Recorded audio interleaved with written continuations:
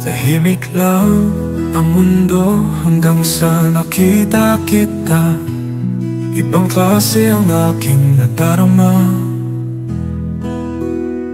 Tahimik lang akong nakaupo sa mesa ng kantin nang nasulyapan ka sa harapan at tumigil bigla ang aking mundo. At pangiti na lang ako, di mo lang alam, kahit saglit lang sapat ang dahilan para isipin ka buong magdamag. Kahit di mo pa ko kilala, ikaw pa rin ang rason sa araw-araw na ako'y laging nag-aabang ron. Araw-araw kitang sinusulyapan, pagkasakaling mapansin mo naman, mga mata ko'y may lihim na laman ng pusong di na kayang maitago pa ang nararamdaman. Sa kanting kita unang nakita, sa bawat ngiti mo ako'y napapaibig ng gusto.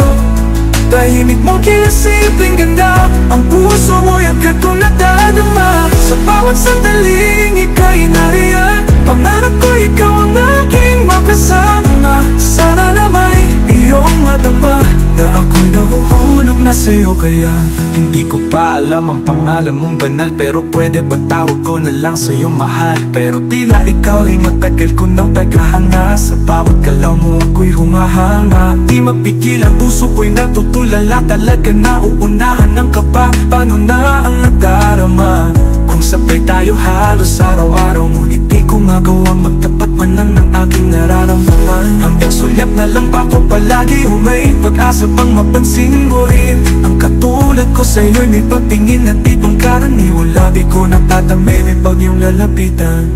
Araw-araw kitang inaabangan, pagkasakaling mapansin mo naman, mga mata ko'y may lihim na laman ng pusong di na kayang maitago pa ang nararamdaman. Sa kanting kita unang nakita, sa bawat ngiti mo ako'y napapaibig ng gusto. Tahimik mong kinasimpleng ganda, ang puso mo'y agad kong nadadama. Sa bawat sandaling ika'y nariyan, pangarap ko ikaw ang aking makasama. Sana na may iyong madama na ako'y nahuhulog na sa'yo, sinta.